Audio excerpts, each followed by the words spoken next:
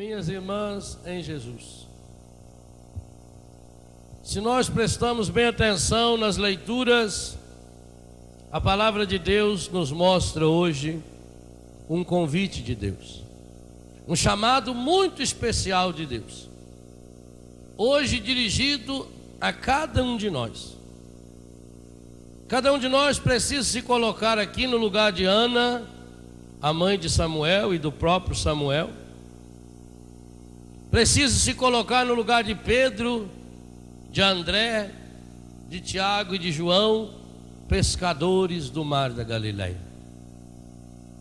Hoje Jesus quer ter um encontro muito especial comigo e com cada um de vocês. E tomara que a nossa resposta possa ser a mesma de Pedro, de André, de Tiago e de João. Que ao ouvir aquele apelo, Siretra, Cruzeiro. Siretra. Siretra. Perfeitamente. E esse é o primeiro segredo do discípulo, ou daquele que quer ser discípulo. É preciso ter a coragem de deixar tudo. Sabe por que muitas e muitas vezes não acontece um milagre na vida dos cristãos católicos? Porque, infelizmente, não temos a coragem de dar esse passo. Somos medrosos. Ainda vivemos, talvez, no Antigo Testamento. Alguns até dentro da renovação são rigorosos quanto ao dízimo. E quanto paga de dízimo? Quanto que devia ser o dízimo de um católico? Errado. 10% é o dízimo do judeu. 10% é o dízimo do Antigo Testamento. O Evangelho diz que aquele que quer experimentar o reino, ele tem um preço a pagar. E qual é esse preço?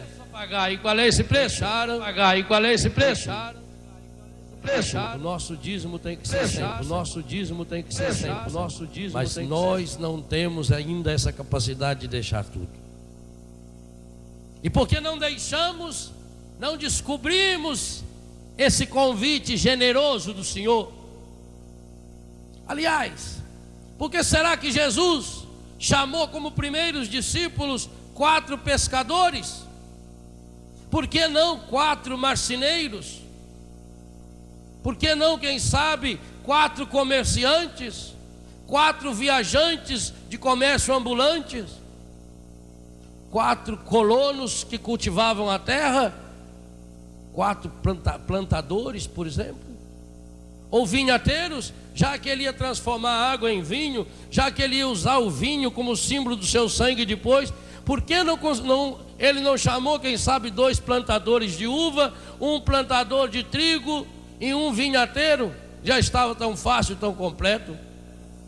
Por que será que ele não chamou um agricultor? Por que será que Jesus chamou? Será que é uma coincidência que Jesus chamou 4 pescadores? Não. O sentido é profundo. E é esse sentido que hoje também nós somos convidados a descobrir. Se você observar, o marceneiro tem o lugar certo dele trabalhar, tem a mesinha de trabalho. Uma boa mercenaria tem que ter tudo organizado, tem até desenhado na parede onde fica o serrote, tem o desenho do martelo, aqueles pregos tudo fincado assim, onde coloca o alicate, tudo que vai precisando, a plana, a prancha, a grosa, a lima, tudo organizadinho. O agricultor tem que ser organizado. O agricultor tem que levantar naquele horário. Ele tem a época de plantar.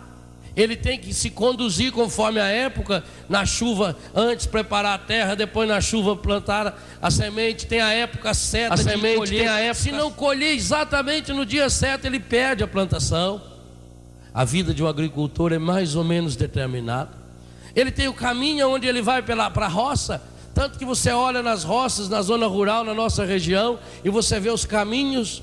Aquele caminho que Jesus falou em Mateus 13, que o semeador jogou a semente, caiu lá, mas era um terreno tão duro, porque todo dia eles pisavam por ali. Eles já tinham os caminhos pré-determinados. A vida do agricultor, a vida do marceneiro, a vida do fabricante de uva, do plantador, do fabricante de vinho, do plantador de uva, do fazedor de pão, do padeiro. Jesus poderia ter chamado o padeiro para ser seu seguidor. Afinal de contas, ele nasceu em Belém, a casa do pão. Ele ia dizer: eu sou o pão. Teria tanto sentido ele chamar um padeiro, um plantador de trigo, um plantador de uva. E por que ele chama 4 pescadores? Para nos mostrar, em primeiro lugar, que o discípulo de Jesus é aquele que tem que estar disposto a acolher cada dia o novo de Deus. O mar é Deus e o barco sou eu. O pescador é aquele que sai de manhã e não sabe quanto de peixe ele vai achar. Ele tem que jogar a rede. Mais do que isso, ele tem que fazer a rede e alinhavando essa rede. O pescador tem que ir bem de madrugada, tem que ir cedo, ele não pode perder tempo. Muitas e muitas vezes ele tem que dormir lá na beira do mar, ele tem que dormir lá no mar, ele tem que lançar a barca, ele não tem segurança nenhuma. O vento que sopra, porque naquela época não tinha barco motorizado, e o remo, é o trabalho, é não parar, é não cruzar os braços. Hoje ele consegue peixe aqui, amanhã lá na frente, outro dia no outro lado. O bom pescador tem que descobrir aonde está o cardume. O bom pescador não se acomoda nunca. O bom pescador não tem a sua vida planejada. Ele tem que deixar-se conduzir pelo vento. Ele tem que ir atrás do cardume. Ele tem que descobrir aonde está o peixe. E essa tem que ser também a nossa vida, se queremos e se acreditamos nesse primeiro grande convite de Jesus, que nos diz: o reino de Deus se aproxima, o reino de Deus está próximo, o reino de Deus sou eu. Porque se nós vemos, é essa a identificação que vai acontecer no Novo Testamento. Nos evangelhos, Jesus prega o reino e o reinado de Deus. Os apóstolos e as cartas de Paulo prega Jesus como reino. Jesus é o reino, nele se realiza esse reino de Deus. O reino de Deus está próximo, Jesus está próximo. Mas é preciso, para entender esse reino, converter-se. E o que é converter? É sair daquela direção e ir para essa.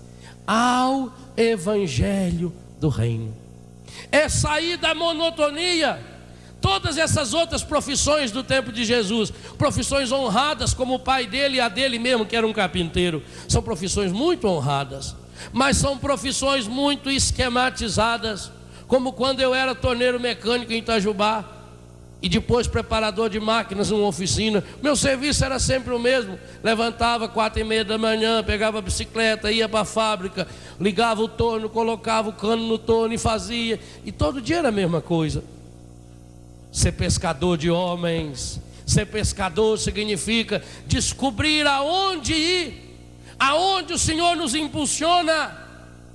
Nem sempre iremos aonde nós desejamos.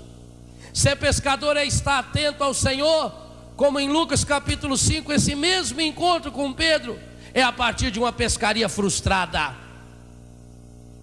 Jesus chega para eles, Jesus era ainda um desconhecido, e pergunta como é que está a pescaria, e eles disseram: Senhor, trabalhamos a noite inteira e não conseguimos achar peixe algum. E Jesus indica: jogue a rede desse lado. E eles jogam e descobrem que tinha muito peixe. Esses meninos pescadores, senhores pescadores, jovens pescadores, tiveram a coragem de começar a pensar segundo os critérios do reino, converter-se ao reino. E esse é o primeiro passo. O primeiro passo do discipulado de Jesus é esse: é eu estar pronto a deixar tudo. Infelizmente a gente fica guardando algumas coisas para a gente mesmo. A gente fica reservando algumas coisas para a gente, inclusive guardamos para nós nossos pecados, nossas mágoas, nossos ressentimentos. O pescador é aquele que não fica olhando para trás. Pedro, André, Tiago e João não ficaram olhando para trás. O evangelho é categórico ao afirmar: naquele mesmo instante deixaram tudo Tiago e João inclusive deixaram os pais, o seu pai, os empregados de seu pai, e passaram a descobrir essa nova pescaria. Essa pescaria feita com a palavra, essa pescaria não mais atrás daquele peixe, mas através de almas, através de coração. E talvez, meus irmãos, seja essa também a grande missão. Infelizmente, em muitos lugares e muitos de nós vamos nos acomodando muito. Perde-se esse entusiasmo do Evangelho.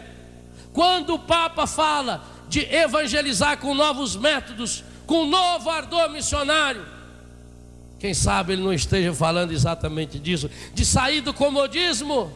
Ah, padre, mas sempre foi assim. É hora de converter-se, é hora de acolher o novo de Deus.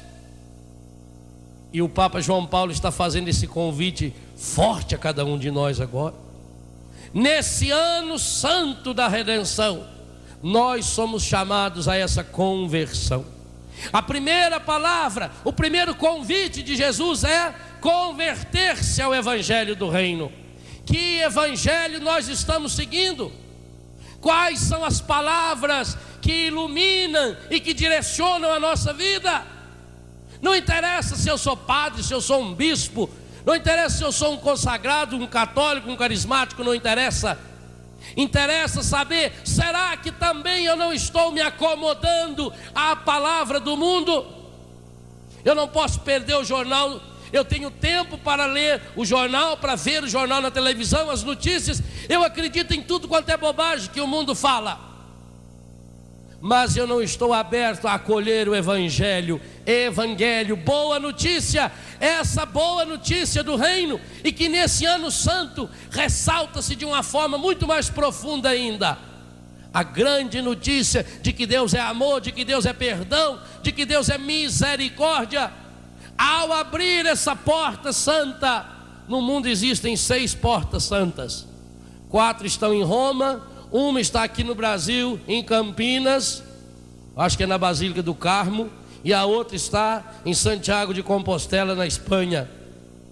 Ao abrir essas portas santas, o Papa está nos chamando a entrarmos pelo caminho que é Jesus, recordando o Evangelho de São João, capítulo 10, versículo 7 e versículo 9. Jesus diz: eu sou a porta, quem entra e quem passa por essa porta, descortina-se um horizonte novo, começa-se uma vida nova. Então o primeiro passo, meu irmão e minha irmã, é ter a coragem de se desinstalar. E nesse sentido, a palavra acampamento é muito forte, porque acampar tem a ver com Jesus, o verbo de Deus que se fez gente e armou a sua tenda entre nós. De um Deus que nos entende, de um Deus que nos compreende, de um Deus que nos acolhe ao seu reino. Esta é a grande hora. Por um lado você vai ouvir a palavra do mundo, e a palavra do mundo é aquela palavra que vai nos ensinar as coisas do inimigo, as coisas do encardido. E essa palavra do mundo, muitas e muitas vezes é dita até mesmo por pessoas que se dizem da igreja. Outro dia mesmo, alguém veio me perguntar: Padre Léo, o padre Quevedo falou no Fantástico que o demônio não existe. E agora, eu acredito em quem? Bom, filho, de um lado você tem a palavra de Deus, o demônio que inclusive tentou Jesus.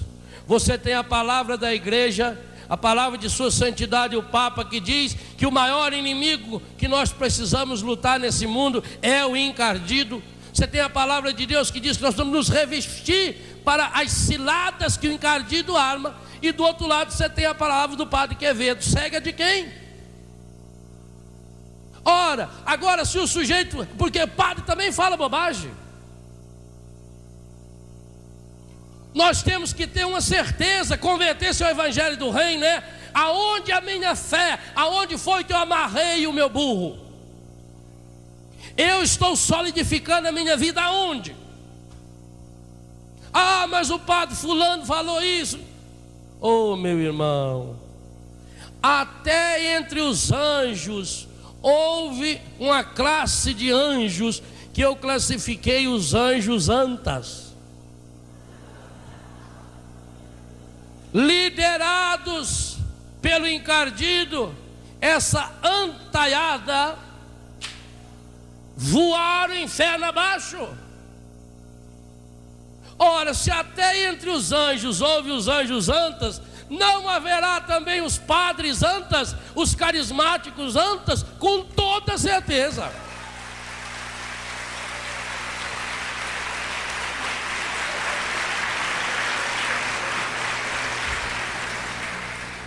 Infelizmente, muitas vezes, estes são aqueles que mais recebem destaque em determinado tipo de mídia. Converter-se ao evangelho do reino é fazermos uma renúncia. Nós não celebramos ontem o batismo de Jesus? E não fomos convidados a renovar também nosso batismo? E quando nós renovamos o nosso batismo, e nessa missa de libertação, mais uma vez, nós vamos renunciar ao encardido. Nós não renunciamos ao encardido e todas as suas obras, e todas as suas seduções, porque ele quer levar você aonde? Afundar o seu barco. Jesus nos chama a sermos pescadores de homens, a levar homens e mulheres para abrir-se à experiência do evangelho do reino. O evangelho do reino é de um reino que se aproxima. A primeira mensagem de Jesus no seu evangelho, quando João Batista pregava Jesus, ele dizia: convertei-vos, o reino de Deus está próximo. Esse próximo na boca de São João Batista é de tempo, próximo é logo. Quando Jesus repete essa mesma palavra, Jesus faz um jogo de palavras com a palavra de João Batista, porque inclusive se deixa batizar por ele no Jordão, como nós celebrávamos ontem. Jesus diz: convertei-vos e crede no evangelho, porque o reino de Deus está próximo, agora é de distância. Agora eu estou aqui, de um Deus que se aproxima, de um Deus que veio. Gente, a festa do Natal nós precisamos entendê-la, e por isso celebrar esse ano santo da redenção do Senhor com toda a força do nosso coração, e entender como a entrada definitiva de Deus na história humana. Deus entrou para valer na nossa história, e Ele quer entrar para valer na sua história hoje também. Hoje Jesus olha para cada um de nós e pergunta-nos: o que nós precisamos deixar para converter-nos ao reino? Quem sabe precisamos deixar aquilo que conversávamos hoje de manhã, nossas fraquezas, nossos pecados, nossas falsas seguranças, nosso comodismo. Ou quem sabe já estamos nos envelhecendo e tendo todas as coisas muito certinhas na nossa vida. É preciso ser pescador. Uma das cenas que mais me tocou quando estive na Terra Santa, e esse ano estarei lá de novo em maio pregando um retiro. Se alguém se interessar em fazer esse retiro, vale a pena. Quem nunca foi, valeria a pena fazer dessa a viagem da sua vida. Quando o nosso ônibus começou a chegar na Galileia, e de lá eu comecei a ver aquele mar da Galileia, e eu comecei a reviver essas cenas de Jesus ali do lado. Sabe, gente, os outros lugares lá da Terra Santa pode ser que não sejam mais os mesmos, porque vem poeira, vem terra, escava a terra. Quem conhecia essa canção nova como eu conheci há 20 anos atrás, isso aqui era tudo diferente, não era assim. E daqui a 10, 20 anos vai ser diferente. Vocês estão vendo máquinas trabalhando, tira morro, faz buraco. Então isso mexe. E assim também aconteceu na terra de Jesus.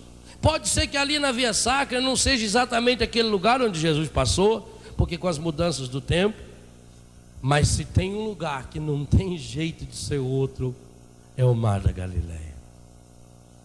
E quando a gente enxerga aquele mar e começa a perceber: esse é o mar de Jesus, e vem ao coração da gente esse primeiro grande encontro de Jesus, esse encontro maravilhoso do Senhor. que olha para aqueles pescadores: venham após mim, venham comigo. Eu vou tornar vocês pescadores de homens, pescadores de almas. Eu vou abrir os horizontes de vocês.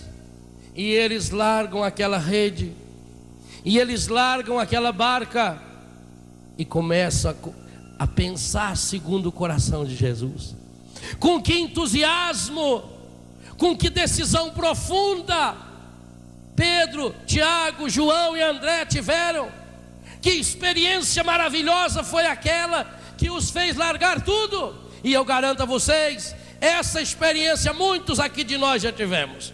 Nós sacerdotes, de uma forma mais radical talvez, quando deixamos nossa família, quando deixamos a namorada, quando deixamos o emprego, quando nos consagramos pelos votos, quando nos consagramos pela ordenação diaconal, pela ordenação sacerdotal, quando deitamos ali e era invocada a ladainha de todos os santos sobre nós.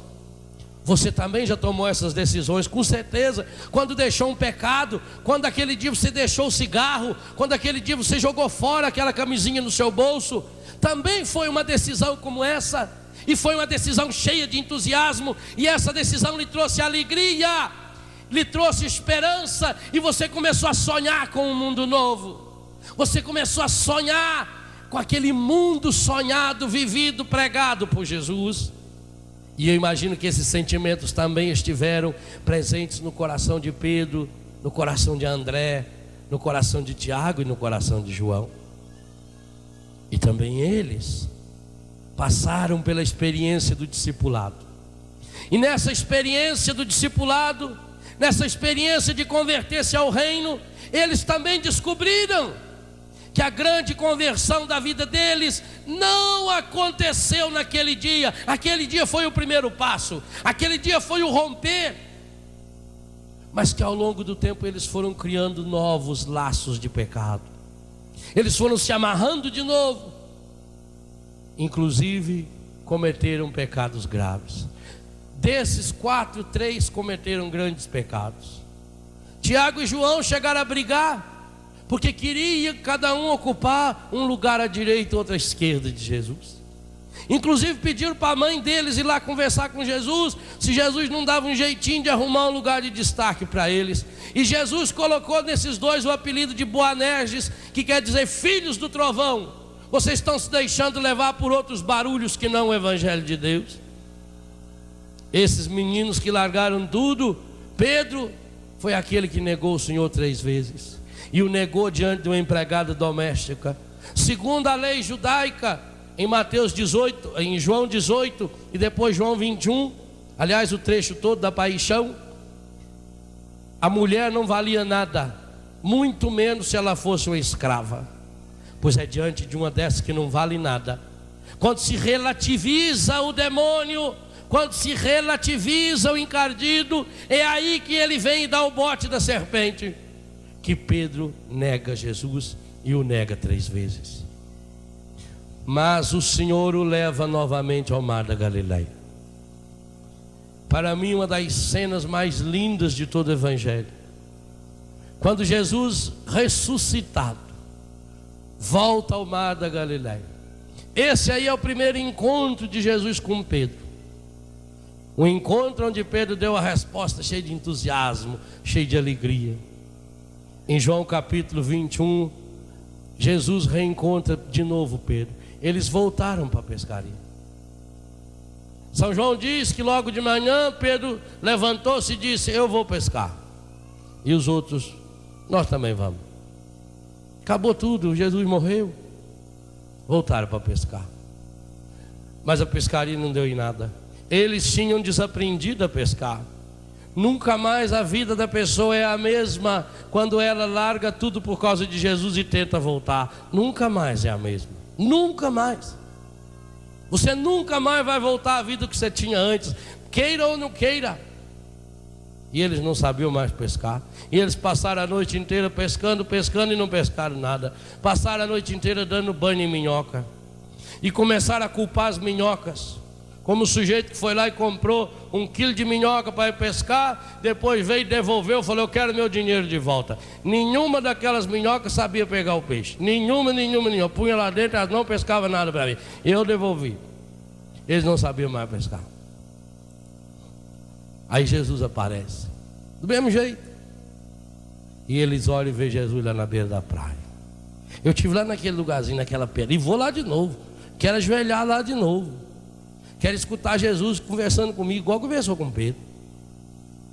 E Jesus de novo olha para Pedro, manda jogar a rede, eles jogam, e aí pescam uma montoeira de peixe. Cada peixe imenso, 153 peixes enormes. Quando chega lá na praia, Jesus tinha feito um churrasquinho de peixe para eles. Jesus tinha preparado a Eucaristia. Tinha o pão, pegou o peixe, com certeza a taça de vinho. Jesus celebra a missa. Só que aquele grupinho ali. E depois, quando terminou, Jesus com certeza segurou no braço de Pedro, chamou Pedro na beira ali, olhando para o mar, e perguntou: Pedro, tu me amas? Aí o Pedro olhou para aquele mar, escutou aquele barulhinho das ondas, viu a onda do mar batendo na areia. E você já viu isso também, quando a gente vai no mar e pisa na areia, a gente vai fazendo buraco na areia, vai ficando marcas na areia, e vem o mar, e quando ele volta, não tem mais marca nenhuma na areia. Retrato lindo da cura interior. Jesus leva Pedro ali na beira e pergunta: tu me amas? E o Pedro olha e vê o mesmo barco, o mesmo mar, e Pedro se recorda. Pedro se recorda dessa primeira vez em que ele largou tudo para seguir Jesus. Mas Jesus tinha colocado um detalhe que São João fala e que não era detalhe. Tinha ali uma fogueirinha para assar o peixe, mas aquela fogueirinha era para lembrar uma outra fogueira. A fogueira aonde Pedro foi quentar fogo, e em torno da qual ele negou Jesus. E ele olhou para aquele ambiente todo, para aquele cenário todo, mas viu também aquela fogueira. Olhou para a fogueira, se lembrou que havia negado o Senhor. Se lembrou que havia negado o Senhor 3 vezes e disse: tu sabes tudo, Senhor. Tu sabes que eu te amo. Mas ele havia negado Jesus 3 vezes. E Jesus queria curar o coração dele para valer, porque como é que ele, que é ser o apóstolo dos apóstolos, o primeiro papa da igreja, como é que podia esse homem ter o coração ferido e machucado pelo pecado? E Jesus pergunta uma segunda e uma terceira vez. E por uma segunda e uma terceira vez, o Pedro diz: tu sabes tudo, Senhor. Tu sabes que eu te amo. E Jesus, sabendo que ele o amava, sabia que ele era fraco, como sabe que você é fraco e que eu sou fraco. Jesus diz: apacenta os meus cordeiros. Novamente Jesus diz: Pedro, seja um pescador de homens. Talvez, meu irmão, minha irmã, nesse primeiro dia do acampamento, o Senhor traga você, e com esse texto do Evangelho, talvez até recordando a esterilidade da sua vida, a exemplo de Ana na primeira leitura, que não tinha filhos, que não gerava nada, que vivia na amargura. Talvez hoje o Senhor chama você também para perguntar: aonde ficou o seu primeiro amor? Aonde ficou aquele entusiasmo? Será que você não deixou jogado à beira do caminho? Será que você não foi deixando o evangelho do reino do lado e foi inventando um evangelho só para si? Será que você não foi se esquecendo de que a ordem do Senhor é buscar em primeiro lugar o reino de Deus, e tudo mais vos será dado por acréscimo? Talvez você esteja buscando em primeiro lugar tudo mais e ainda quer o reino de Deus como acréscimo. Jesus nos ensina: o reino nunca será acréscimo. Ou o reino de Deus é prioridade em nossa vida, ou nós nos convertemos cada dia para esse reino, ou nós não vamos experimentar o amor, a ternura e a misericórdia do Senhor, ou nós não vamos tocar o Senhor. Esse amor e esse convite de Deus que se renova. Assim como hoje de manhã a gente dizia: por hoje não, Hoje você precisa nessa missa ter a coragem de dizer por hoje sim. Mais uma vez eu quero, Senhor. Eu quero acolher esse novo, eu quero acolher esse ano novo e quero santificá-lo, converter-se ao reino de Deus.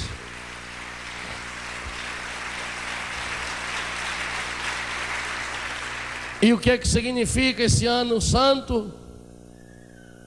Não pense você porque foi declarado ano santo que ele vai ser santo. É preciso que cada um de nós agora converta-se ao Evangelho do Reino. O Evangelho do Reino nesse ano santo da redenção, nesse ano de júbilo, de alegria, pelos 2000 anos do nascimento de nosso Senhor Jesus Cristo, é o Evangelho do perdão, é o Evangelho da misericórdia.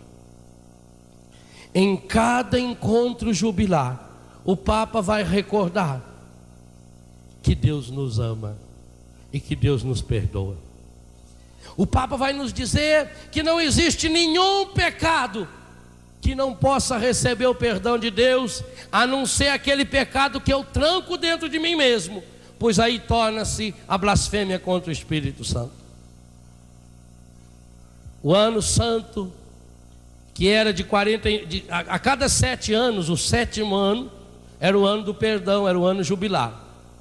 Naquele ano não se plantava nada, naquele ano se perdoava todas as dívidas, naquele ano os escravos eram soltos. Depois, porque já no Antigo Testamento, ao celebrar o ano jubilar, que está lá nos livros do Êxodo, do Levítico, do Deuteronômio, no Pentateuco, a cada 7 anos, o 7º ano, em homenagem ao 7º dia, que Deus descansou depois dos 6 dias da criação. Se o 7º ano era o ano da plenitude, 7 vezes 7 era plenitude em cima de plenitude. Então a cada 7 vezes 7 anos, quanto dá 7 vezes 7? 49. Portanto, a cada 50 anos era o ano do júbilo. Por isso nós temos o Pentateuco, por isso nós temos a festa de Pentecostes, é a colheita das colheitas. Os 50 dias depois, os 50 anos depois, é o júbilo. Jesus, ao anunciar a sua missão para o mundo, ele toma o texto de Isaías, em Lucas capítulo 4, e lê: o Espírito do Senhor repousa sobre mim, e ele me ungiu e ele me enviou para anunciar o Evangelho, a boa nova aos pobres, para sarar aqueles que estão com os corações feridos e machucados, para libertar aqueles que estão oprimidos ou prisioneiros, interiormente e exteriormente, e para anunciar a todos um ano jubilar, um ano da graça, um ano do perdão. Lá no esquema do Antigo Testamento, para chegar ao perdão, para chegar à cura, precisava passar por todos os esquemas de purificação do judeu. Jesus vem e diz: não tem esquema nenhum, o Evangelho de Deus sou eu. E esse Evangelho de Deus chega até você. Você não tem desculpas para dizer que não pode. Se você está doente, não tem desculpa, porque Jesus cura. Se você é cheio de pecado, não tem desculpa, porque Jesus perdoa e purifica os seus pecados. Não interessa se você é criança, porque Jesus diz: vinde a mim as criancinhas. Não interessa se você é mulher, porque a mulher não podia, a mulher estava marginalizada. Jesus chama mulheres, Jesus tem mulheres discípulas. Jesus começa a revolucionar. A cada um, Jesus vai fazendo chegar esse ano da graça, esse ano da cura, esse ano da libertação, esse ano da transformação. E é esse ano que nós estamos celebrando. A igreja nos convida, nesse ano 2000, a revivermos numa plenitude que nunca foi vivida na história, porque é a primeira vez que nós celebramos 2000, a reviver, eu diria, 2000 vezes com maior intensidade do que aquilo que os apóstolos viveram. E nós podemos, meus irmãos, nós somos chamados, nós somos privilegiados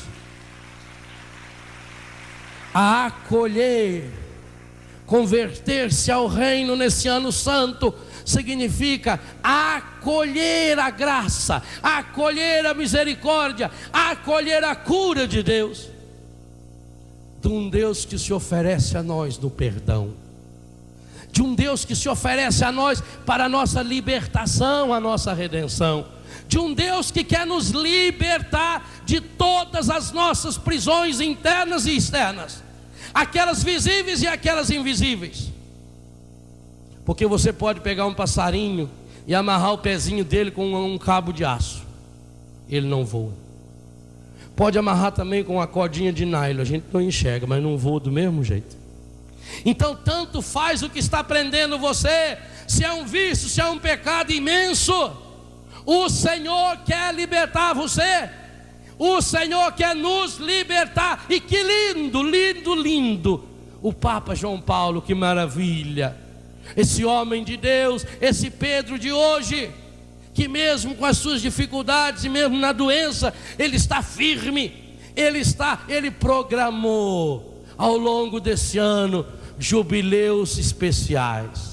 Foi o das crianças, veio dos doentes, o dos jovens, o dos artistas, que vai ser daqui a alguns dias, o dos políticos, o dos bispos, os dos padres, dos seminaristas, das religiosas, dos casais, dos idosos, enfim, todas as classes, dos médicos, dos advogados, dos professores, dos engenheiros, a todos eles terão em Roma uma programação especial, um jubileu especial. O que o Papa está nos ensinando? Começando com o jubileu das crianças, crianças que ele ontem inclusive batizou 18, sendo uma delas ou duas, não sei, inclusive aqui do Brasil, desde a criança até o mais velho dos velhos, desde o maior de todos os pecadores, passando por todas as profissões, inclusive os religiosos, os padres, os bispos, os cardeais.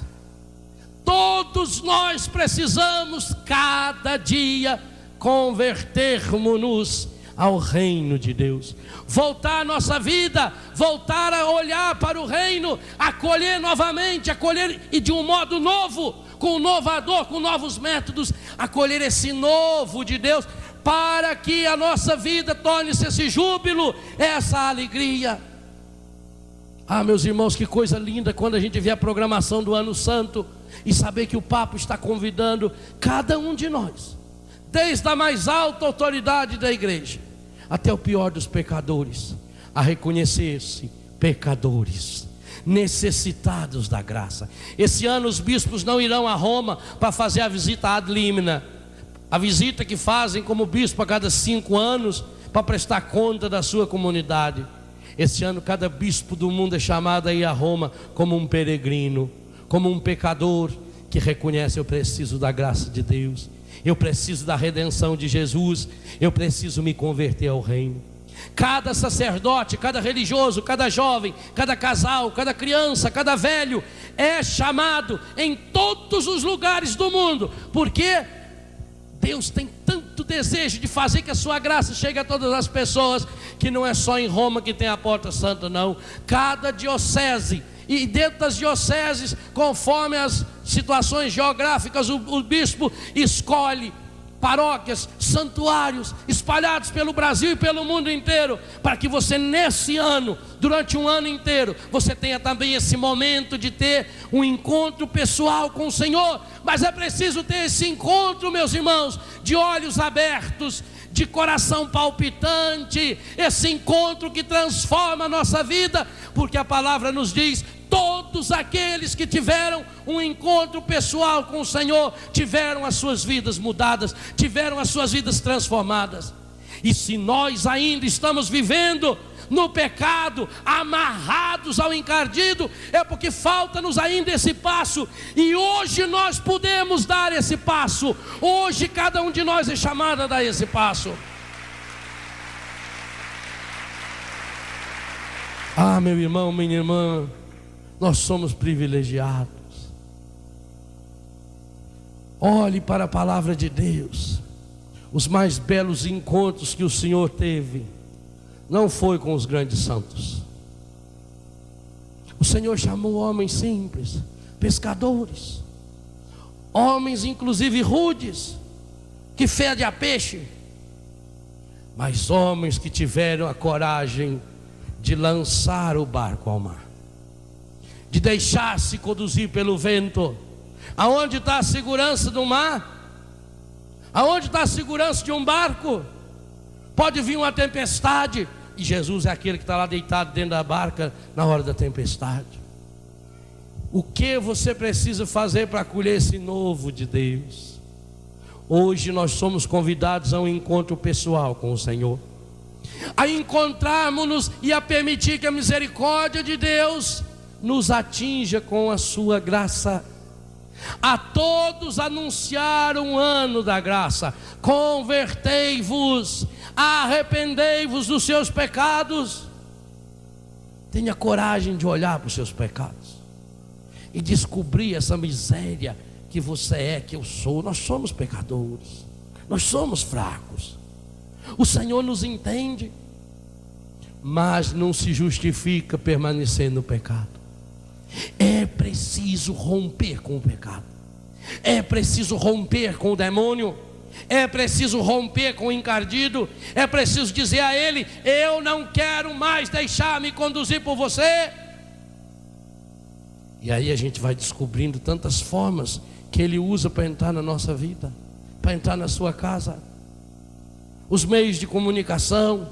Por que eu luto tanto, prego tanto e brigo tanto e amo tanto um canal de televisão como esse, a Canção Nova? E hoje temos um padre aqui que trabalha na Associação do Senhor Jesus, que tem também um canal de televisão, Século 21, e a própria Rede Vida.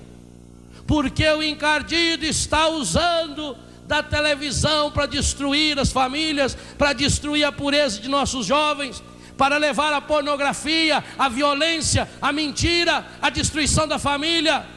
E se você quer nesse ano santo que a vida da sua família muda, é preciso você ter a coragem de renunciar a essas novelas e a esses programas perniciosos, malignos, demoníacos que entram dentro da nossa casa, que traz doenças, que ensina as crianças a ficar falando maledeto. É preciso que nesse ano a gente tenha coragem de ensinar nossos filhos a serem canais da bênção e da graça de Deus. Pescador lembra rede. Como é que é rede em inglês?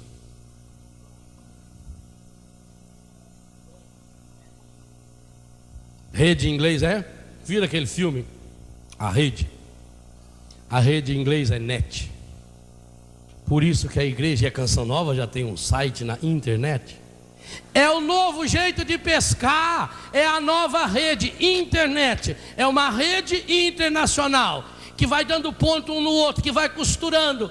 Pois o encardido assumiu a rede também, a internet, que no caso dele é a infernet, aonde passa a pornografia, a violência, a mentira. Louvado seja Deus! Vocês sabem qual é o site mais visitado da internet no mundo inteiro? O site do Vaticano. Graças a Deus. Graças a Deus. Aqui na Canção Nova nós já temos cerca de 1000 pessoas que todos os dias visitam o nosso site. Começa a ser evangelizado pelo site. Assiste aos programas. Agora, muitas pessoas em muitos lugares do mundo, lá do outro lado do mundo, através do computador, quem sabe por acaso ele clicou e ele pegou o site da Canção Nova, e quem sabe lá do outro lado do mundo, vendo a gente falar meio porque as imagens é tudo meio lenta assim, né? Quem sabe tem alguém lá que está chorando diante do computador e dizendo: Senhor, eu quero viver esse ano santo. Nós precisamos aumentar essa rede, através da televisão, através do rádio, através da internet. Ser pescador de homens e de almas, pescador de mulheres. A rede hoje é a net, pois que seja essa rede. Essa rede precisa ser desligada do pecado, do mal, do maligno.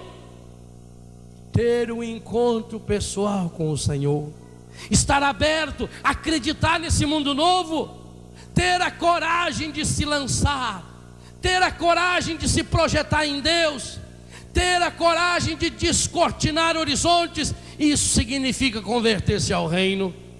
Quantas e quantas pessoas, quantos e quantos jovens passam horas inteiras na internet, vendo site de pornografia, ou no chat.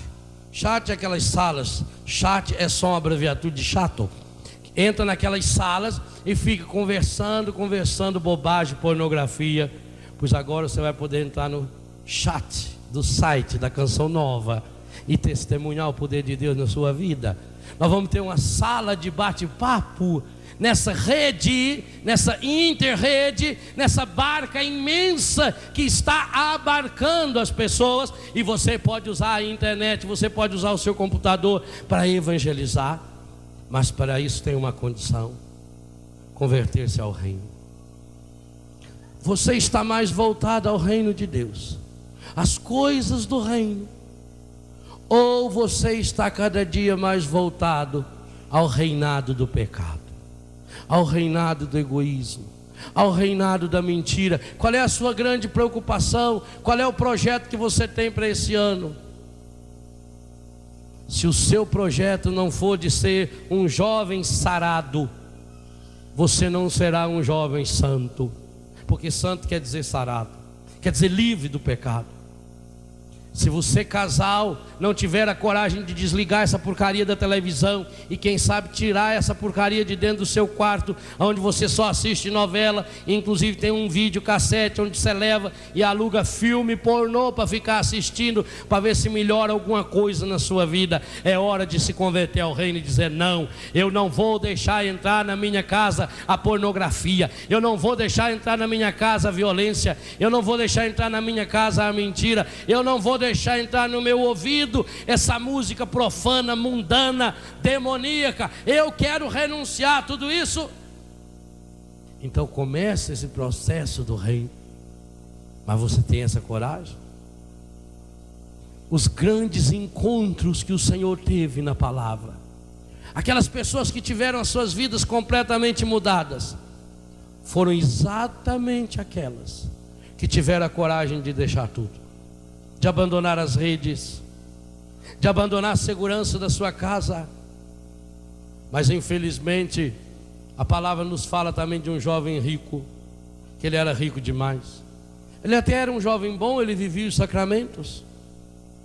Mas quando Jesus disse a ele: vende tudo e segue-me, aí ele ficou triste e foi embora. Quantos e quantos jovens hoje, quantos e quantos casais hoje estão vivendo a tristeza, a angústia, a depressão, a preocupação só com as coisas materiais? Quantos e quantos casais hoje, quantos pais e mães de família estão trabalhando como que nadando e morrendo na praia, porque só tem dívida, só tem divisão dentro de casa, só tem briga dentro de casa? Quantos e quantos foram celebrar o Natal e o Réveillon com cachaça, com bebida, e deu briga, e hoje já não fala com o filho? Quantos não tiveram a chance de dar um abraço num filho, e filho dar um abraço num pai? Veja a rede que o inimigo vai armando, a rede de intriga, a rede de fofoca, a rede de pecado. É preciso largar essa rede.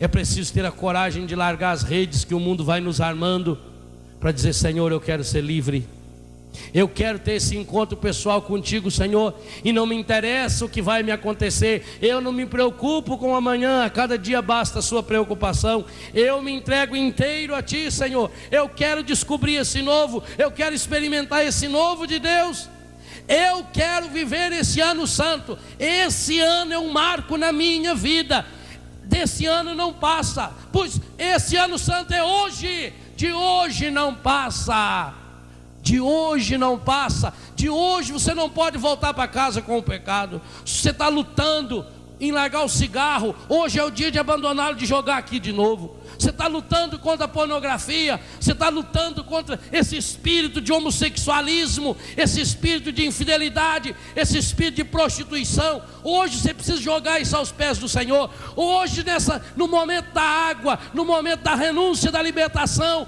hoje você precisa deixar isso, dizer: eu quero começar uma vida nova, eu não quero guardar nada que foi consagrado ao demônio, nada que foi maldiçoado em macumbaria, em bruxaria, nada que tenha ligação com o espiritismo. Eu não quero, eu quero um caminho novo, eu quero uma vida nova, eu entrego tudo a Jesus, eu quero largar tudo, eu quero largar todo o meu passado, eu quero largar minhas mágoas, eu quero largar meus ressentimentos, eu quero largar minhas mentiras, eu quero começar essa vida nova. Jesus olha para você hoje e convida você: tenha coragem de ser pescador de homem, de mulher, tenha coragem de ser pescador de almas, mas para isso tenha coragem de se converter ao reino. Qual é a distância que você está desse reino? Meu irmão, minha irmã, a graça de Deus está sendo derramada. É como alguém traga um pouco de água aqui, por favor. O nosso coração precisa ser como esse copo. Alguém vai derramar água aqui dentro? Padre Edmilson, isso é a graça de Deus. Deus está derramando a sua graça, e quando enche o nosso coração, essa graça vai se derramando, se derramando, se derramando. Mas se o seu coração está voltado, pode derramar água em cima, está voltado para o mundo, está voltado para o pecado, para onde está seu coração? Você quer uma vida nova? Converta-se ao reino. Volte o seu coração para a graça de Deus. Volte o seu coração para o Espírito de Deus. Porque inclusive se tiver alguma sujeira aqui dentro, a água vai caindo e vai caindo e vai caindo, e é uma água que não acaba, porque é uma fonte eterna que é o coração de Jesus. E essa água, água mole em pedra dura, tanto bate até que fura. E essa água viva vai removendo a sujeira aí dentro do seu coração. Ela vai purificando. Mas trata-se de voltar o seu coração para a graça. Aonde está meu coração? Jesus diz: onde está o seu coração, aí está o seu tesouro. Aquele homem achou um tesouro, o que ele fez? Foi e vendeu. O que ele vendeu? Tudo. E comprou o tesouro. Quanto custa o reino de Deus? Quanto custa? Tudo. Significa que você não pode gastar um centavo do que você ganha sem ser com a ordem do Senhor. Não pense você, porque você dá 10% do que você ganha, você está pagando o dízimo, não. Se com os outros 90% você usa para o pecado. Tem gente pagando dízimo por cigarro, que se fuma um maço de cigarro todo dia, paga R$1,80, ou R$2, ou R$1 por dia para o encardido, e queima esse ainda. Talvez estejam pagando o dízimo para cachaça, para prostituição. É hora de converter. Converter é voltar ao reino. Converter é de novo colocar a meta da nossa vida no Senhor.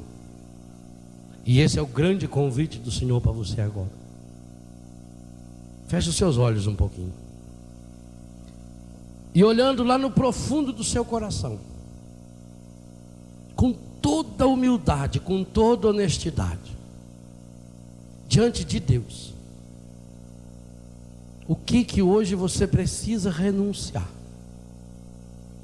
Quais são as redes que hoje você precisa deixar para seguir Jesus?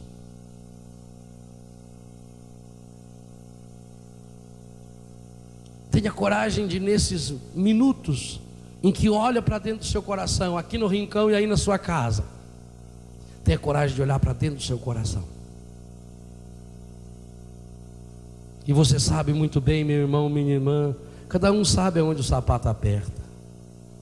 Aquele pecado de estimação, aquele pecado que você faz escondido, que nunca ninguém viu, aquele sentimento que você está nutrindo, aquele ódio, aquela mágoa, aquela impureza, aquela mentira que você está vivendo. Você vai à missa, você participa de um grupo, mas o seu namoro não tem nada de Deus, nada, é uma hipocrisia. Você chega a pregar, a anunciar o reino, mas vive uma hipocrisia do namoro. O seu dinheiro não é santo, porque você rouba, porque você gasta o seu dinheiro em coisas que não deveria gastar. Você paga para pecar. Você chega a usar o seu dinheiro para pecar. Quem sabe paga para ter sexo, paga o telefone para dar uma ligação fazendo uma fofoca. Talvez você tenha hoje que pedir ao Senhor que liberte a sua língua da calúnia, da fofoca, da mentira. Talvez hoje você precise desse banho, dessa água, desse mar de Deus nos seus pensamentos imundos no pecado. Hoje é tempo. O tempo de Deus é hoje. Hoje é o kairós de Deus. É agora esse kairós de Deus. É agora esse tempo de Deus. E nós temos em quem olhar, em quem mirar, que é a cruz do Senhor. E é diante dessa cruz do Senhor. E por que a oração da libertação, a oração da renúncia, a oração do exorcismo é feita com a cruz de Deus levantada? Porque não é baseado nas nossas forças. Talvez, meu irmão, até hoje você não esteja conseguindo vencer, porque você esteja baseando-se nas suas próprias forças. Hoje eu convido você a despir-se das suas forças, a reconhecer: eu sou fraco, eu necessito da sua graça, Senhor. Eu olho agora, Senhor, é para a tua força, para a força da tua graça, e quero tomar uma decisão muito séria nessa tarde. E quem de vocês estiver de fato decidido, decisão, cisão é corte, cindir é cortar, tomar uma decisão é cortar o pecado. Eu sei que você acha difícil porque você está acostumado com o pecado. É cortar qualquer vínculo com o pecado, é cortar qualquer vínculo com o dinheiro sujo, é cortar qualquer que seja a sua relação com pessoas ligadas ao espiritismo, às falsas religiões, à macumbaria. É jogar fora aquele objeto que está na sua casa. Ah, mas é um objeto de luxo, é uma coisa de ouro. Joga fora. Se você tiver a coragem de se converter ao reino, então você vai experimentar o reino de Deus acontecendo na sua vida. E se você tiver esse desejo profundo, agora fique de pé. De pé como o cristão que diz: eu topo, eu quero, Senhor. E é olhando para a cruz de Jesus.